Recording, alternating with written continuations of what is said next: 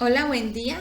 En este momento estamos estudiando la carta a los Colosenses y vamos a continuar este estudio en los versículos 24 al 29 del capítulo 1.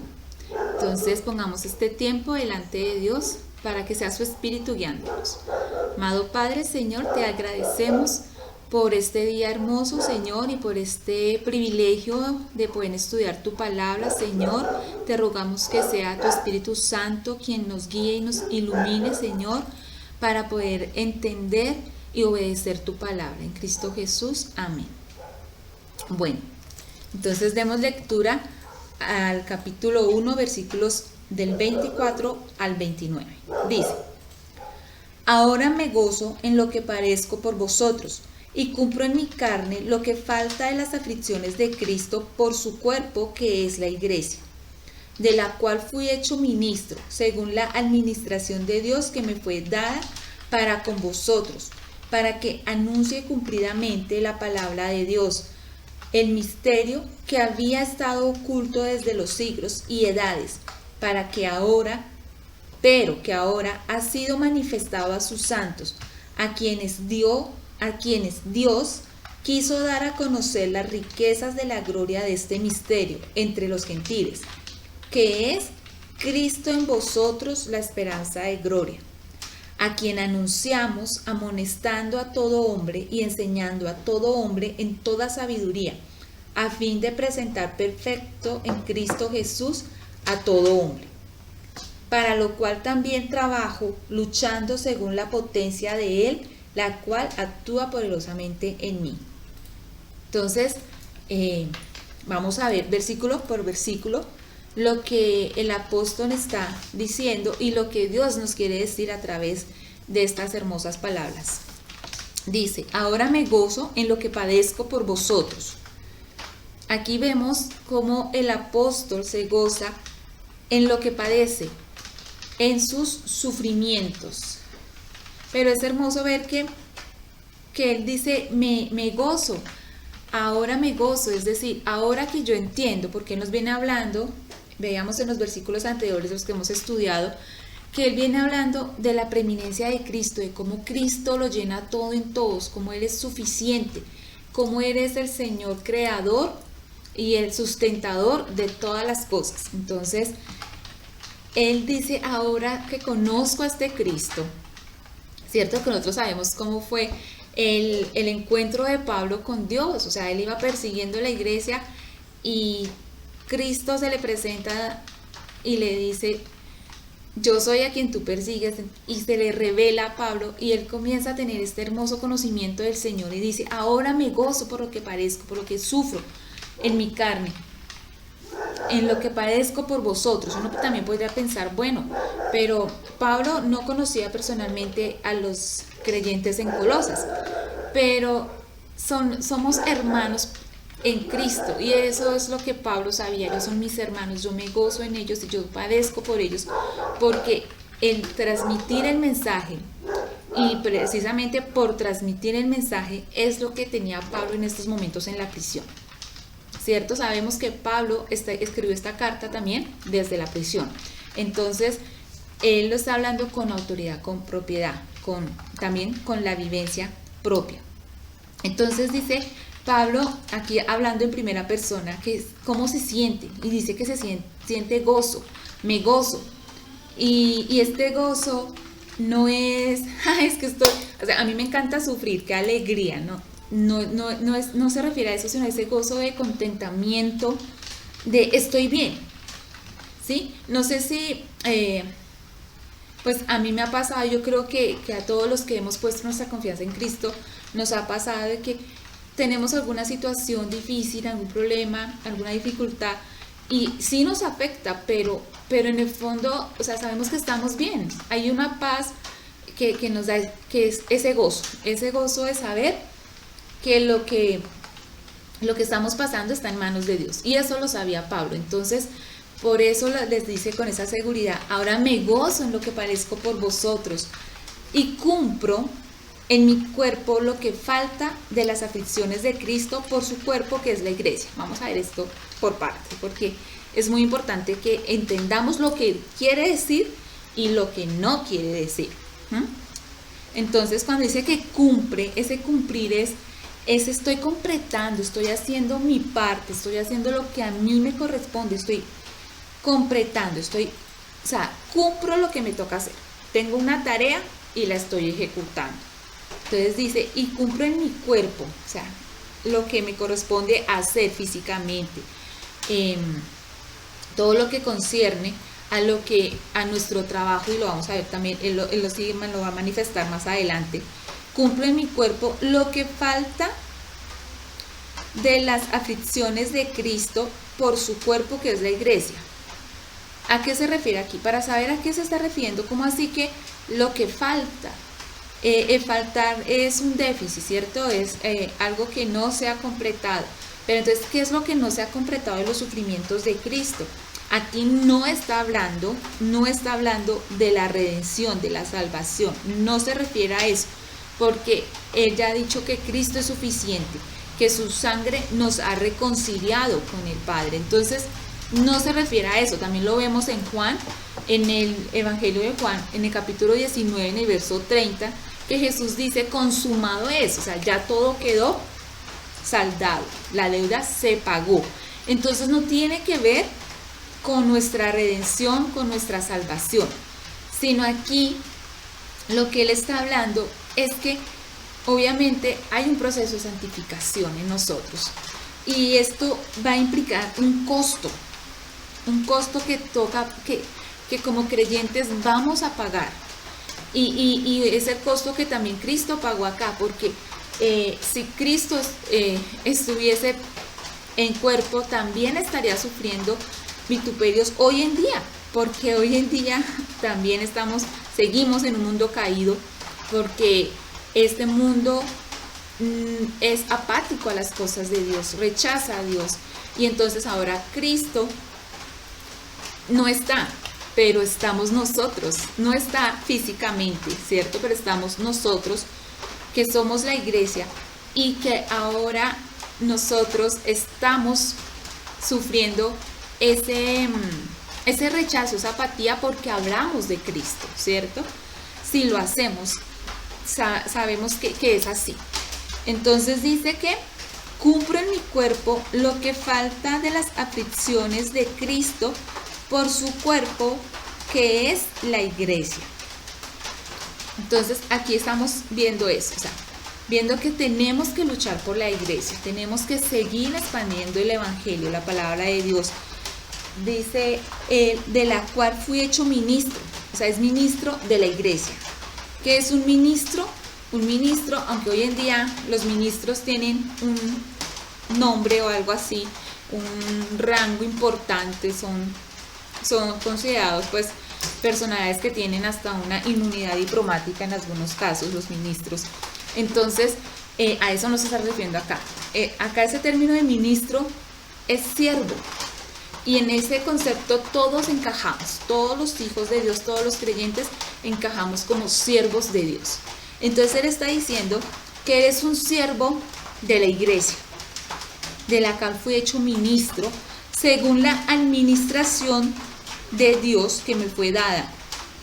Entonces, ¿de dónde viene ese nombramiento de ser siervos de Dios? De Dios mismo. Y la administración es como Dios decide pues que uno trabaje en la iglesia. La administración viene de una palabra que es oikonomía, que son dos palabras, oikos, que es casa, y nemei, que es gestión, cómo se gestiona una casa, ¿cierto? El trabajo, el manejo de una casa, y es el dueño de casa el que decide cómo va a hacerse esa administración. Entonces por eso dice, fui hecho ministro según la administración de Dios, porque es que Dios es el dueño, es el Señor, ese que dice cómo tú vas a administrar esos recursos que Él ha puesto. Y en este caso aquí hablamos de dones, y eso lo vimos cuando estudiamos Efesios, en el capítulo 4 vimos eso, y pues no voy a ahondar mucho acá porque lo estudiamos cuando vimos el capítulo 4 en Efesios acerca de los dones, pero es eso, tú eres responsable de los dones que Dios te ha dado a ti para la edificación del cuerpo de Cristo, que es la iglesia, eso lo vimos. Entonces, algo que tenemos que tener claro es que todos los cristianos somos ministros, todos tenemos el deber de ministrarnos unos a otros, de servirnos unos a otros y edificarnos mutuamente. Entonces, a eso se está refiriendo acá. Fui hecho ministro según la administración de Dios que me fue dada para con vosotros, porque los dones que hemos recibido no son para nuestra propia edificación, claro que nos edifican, pero son para la edificación de nuestros hermanos, del cuerpo de Cristo, que es la iglesia, ¿cierto? Entonces, tenemos que tener eso muy en cuenta. Y también nos dice acá, en el verso 25, que estamos estudiando, dice, para con vosotros, para que anuncie cumplidamente la palabra de Dios. Entonces, aquí también dice, ¿para qué? Para que también los dones también son dados para anunciar la palabra de Dios, ¿cierto? Sea en la enseñanza, sea en, no sé,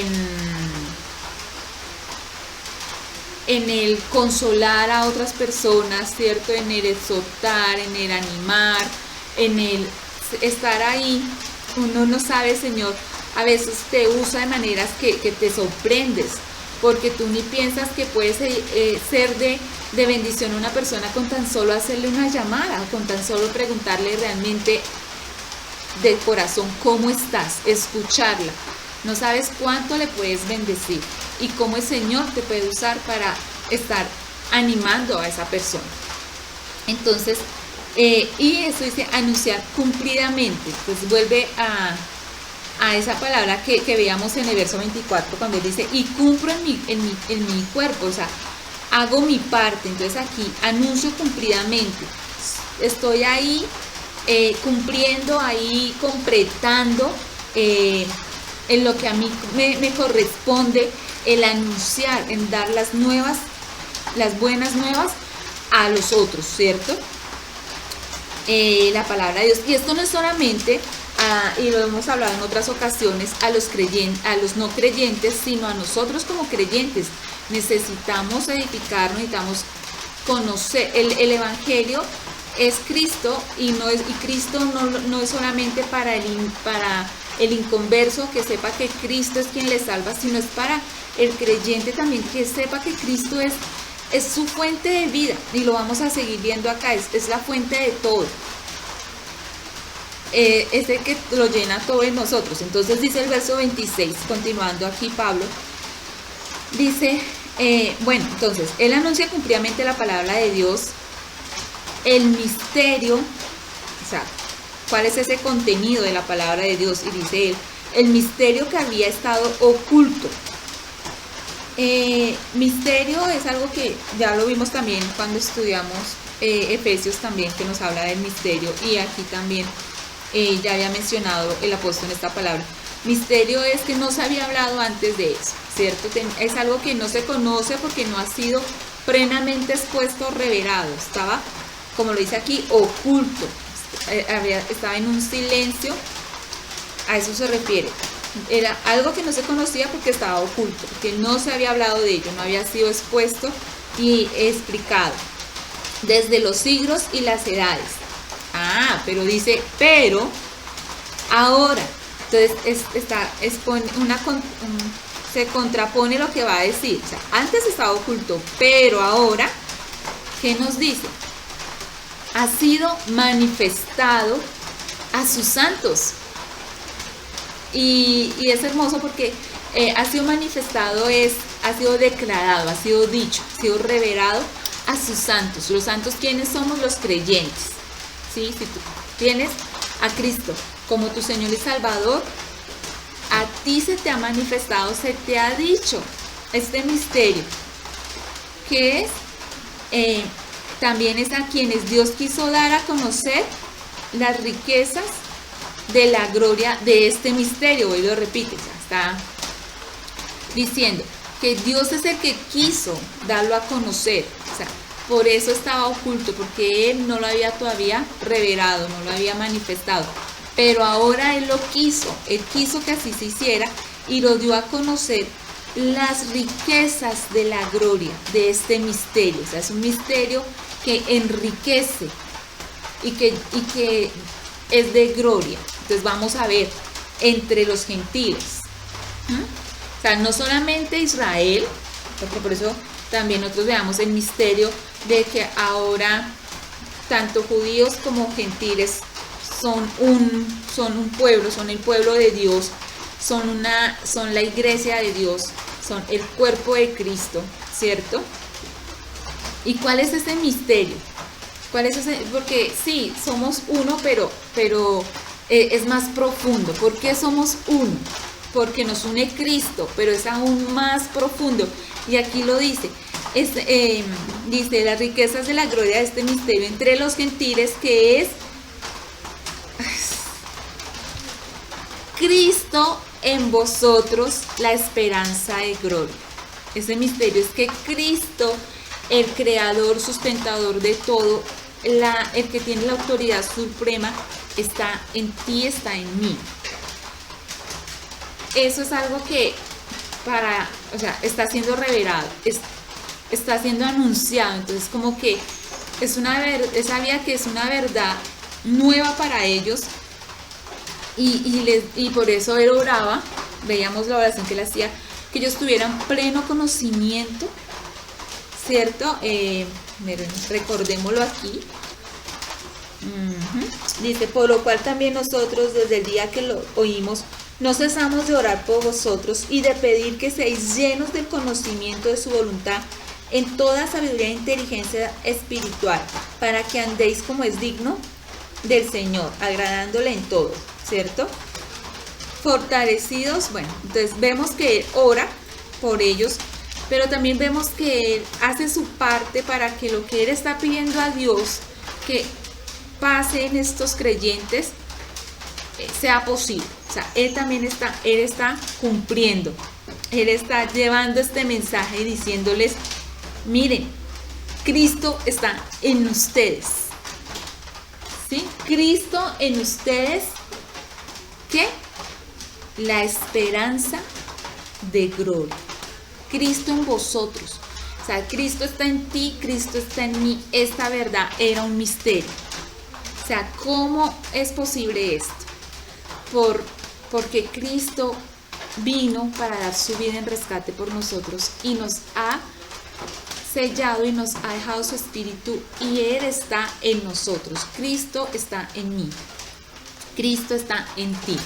Dice que la esperanza de gloria, y la esperanza es una certeza de que no es algo que, ay, quién sabe, de pronto será, es que yo tengo como la esperanza, pero una esperanza que duda, no, es una esperanza que implica una certeza de la expectativa de algo que esperamos, ¿cierto?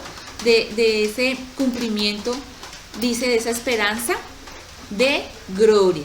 Y gloria, que es honor, pero también es cielo, es el cielo, es saber que tenemos el cielo y estamos seguros de ello porque tenemos a Cristo en nosotros. Esa es la esperanza de gloria.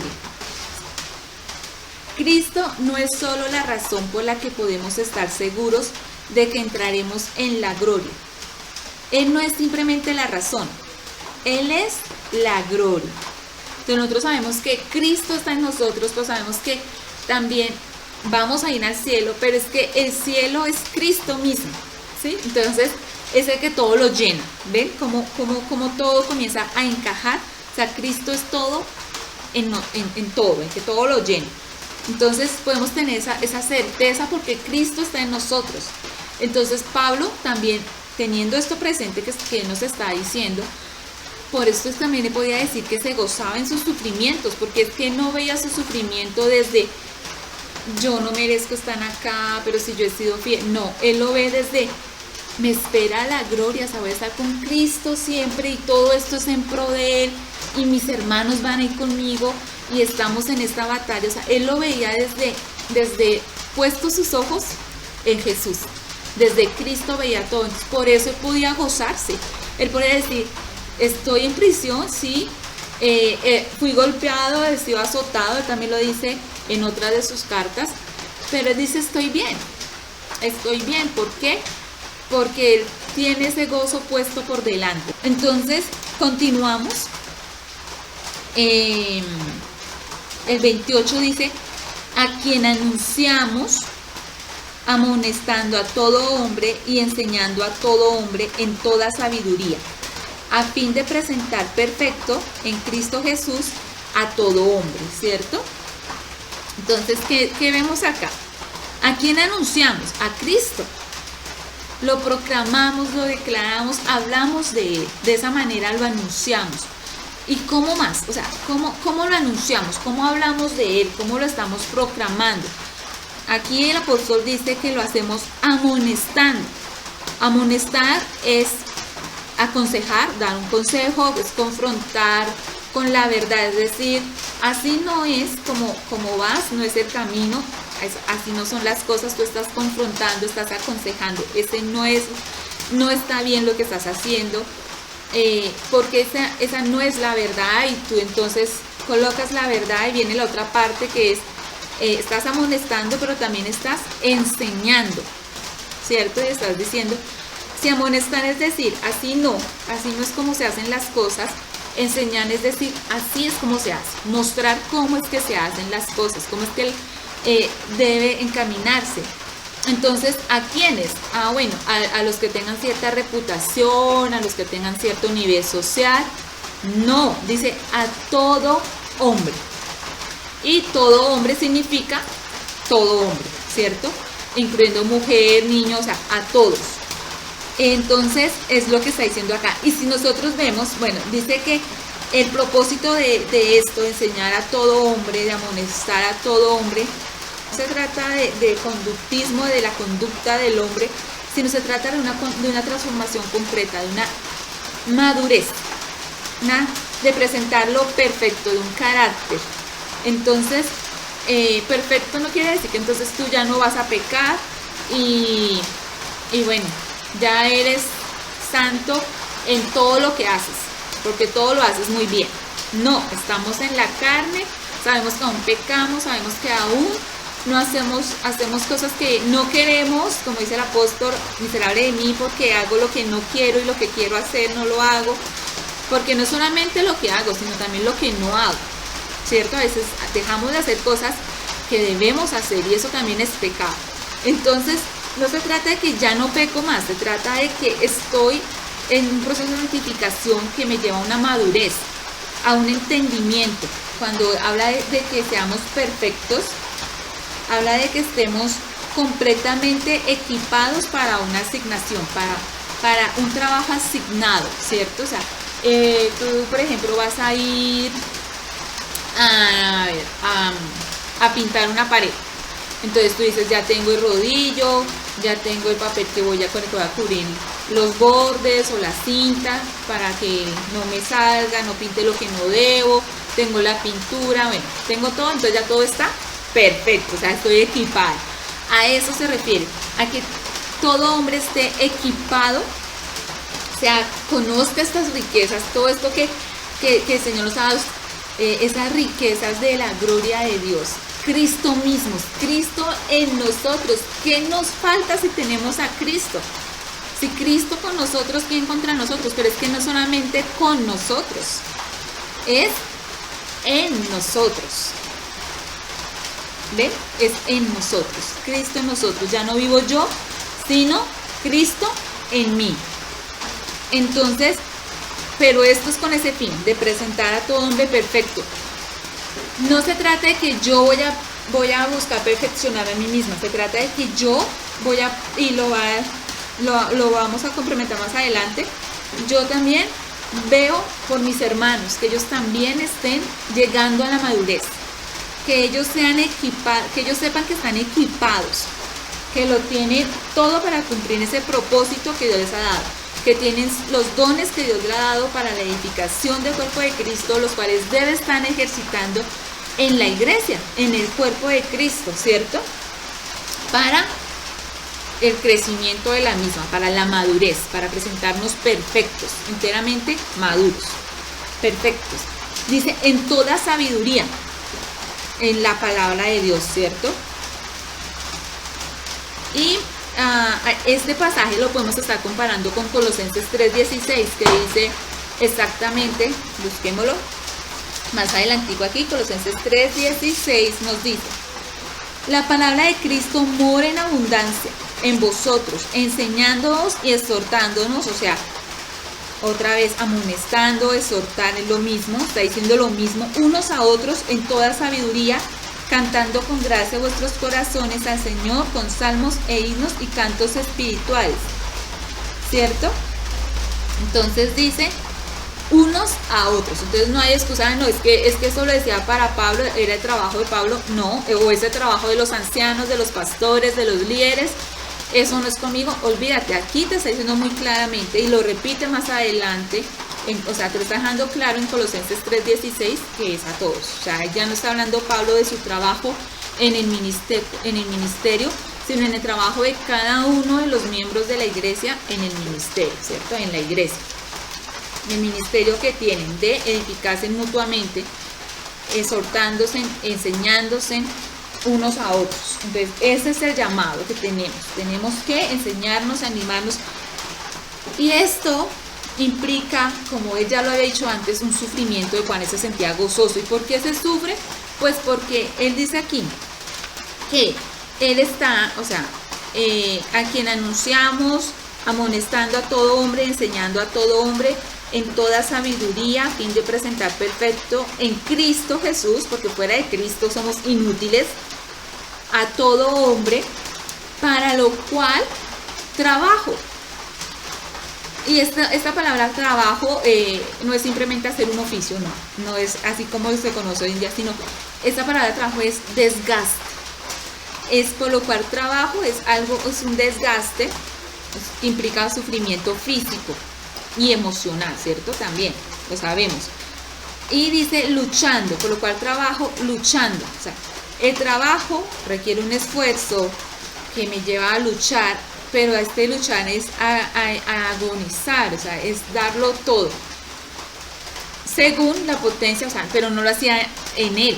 O sea, esto es lo importante. ¿Por qué? Cuando él dice, por esto, por lo cual trabajo luchando, obviamente yo sé que, y nosotros lo hemos vivido, Pablo también tuvo desilusiones en la iglesia, también se sintió solo, también fue perseguido, golpeado, y es lo que Pablo vivía, y es lo que a veces nosotros en ocasiones Dios permite que vivamos, y que tenemos que estar seguros, porque esa es una corriente que hoy en día se da, y es que no debemos sufrir, que si sufrimos es porque o estamos en pecado, o si sufrimos es porque no estamos haciendo las cosas bien, no estoy siendo obediente. Pero es que el sufrimiento es parte de la vida del creyente. El sufrimiento es una herramienta que Dios utiliza para acercarnos más a Él. Es una herramienta que Él utiliza para que dependamos más de Él. Que no nos guste en ocasiones no quiere decir que no sea buena. Si viene de Dios, es buena. Que no la entendamos, que no nos guste, no quiere decir que no nos esté edificando. Si somos hijos de Dios, sabemos que a los que amamos a Dios, todas las cosas nos ayudan a bien. Y todas las cosas son, todas las cosas. El sufrimiento que viene de pronto por enfermedad propia o de un familiar, por muerte, todo eso lo incluye. Y todo eso nos ayuda para bien. Entonces,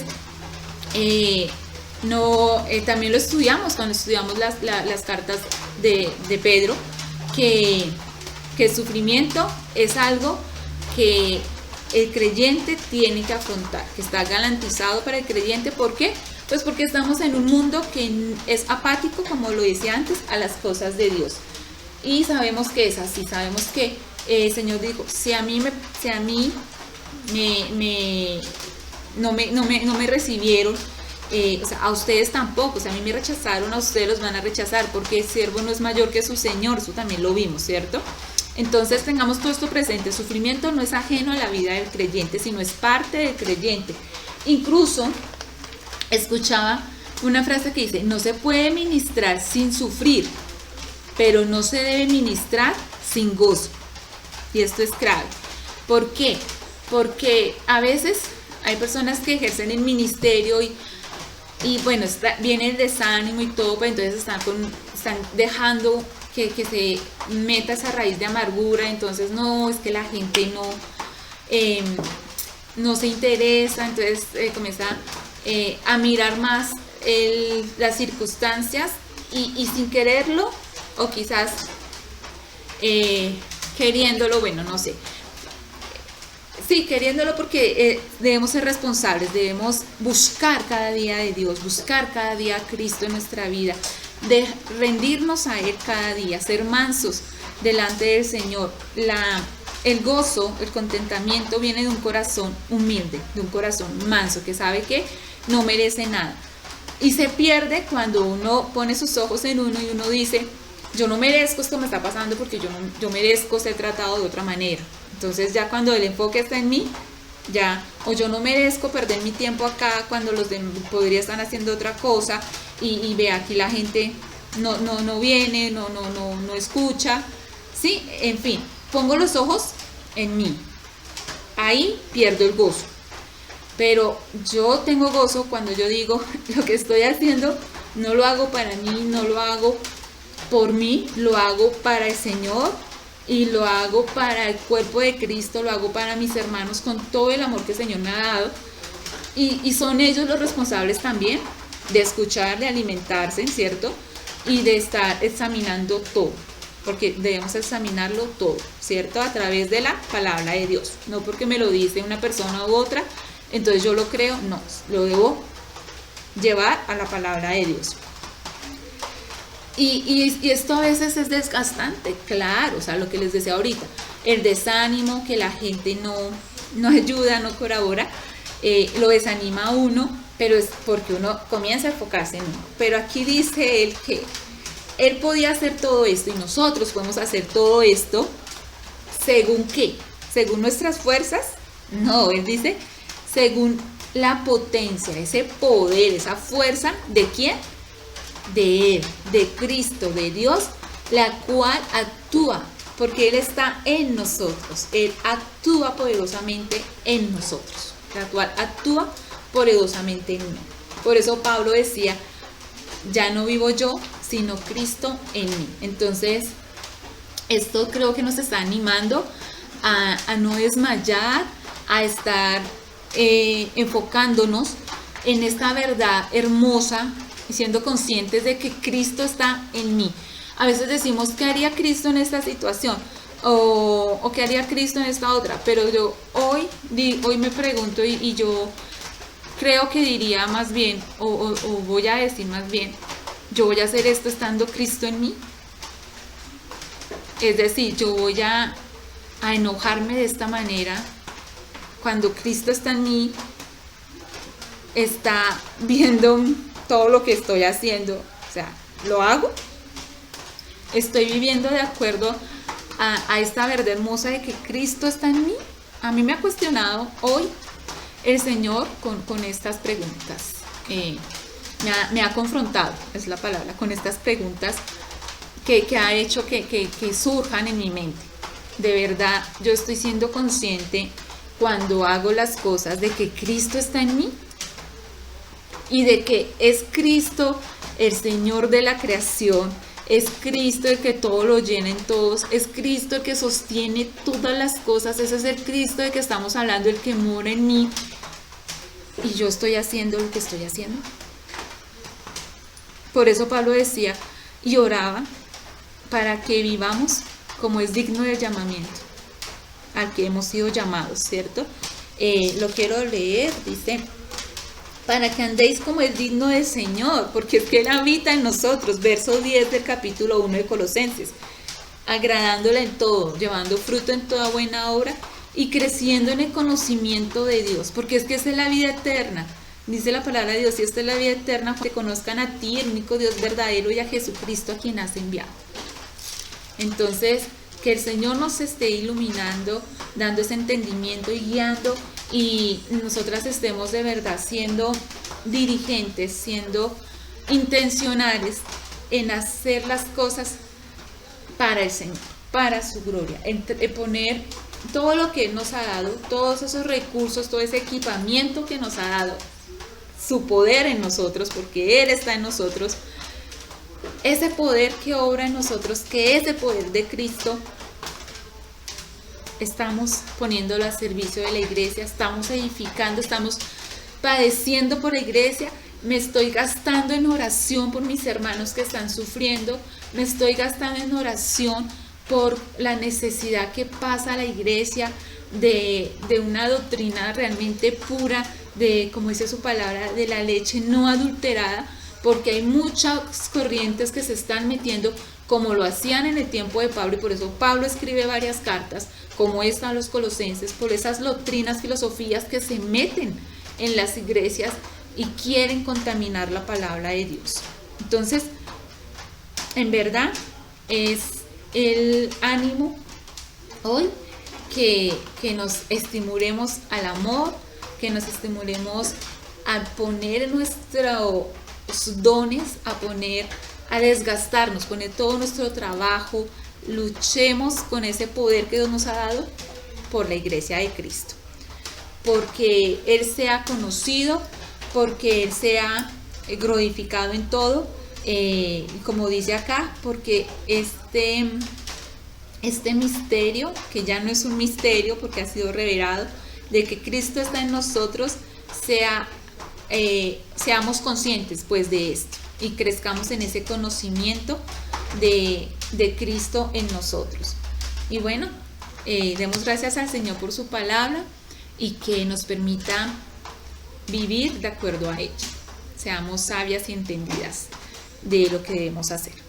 Padre, Señor, te alabamos y bendecimos porque eres bueno con nosotros, a darnos tu palabra, Señor, al exhortarnos, a animarnos, al enseñarnos, Señor. Te rogamos que esta palabra que hoy nos has dado, Señor, sea una realidad en nuestras vidas, sea puesta por obra, Señor, seamos diligentes e intencionales para poner a por obra en nuestras vidas, Señor, siendo conscientes de que Cristo está en nosotras, Padre.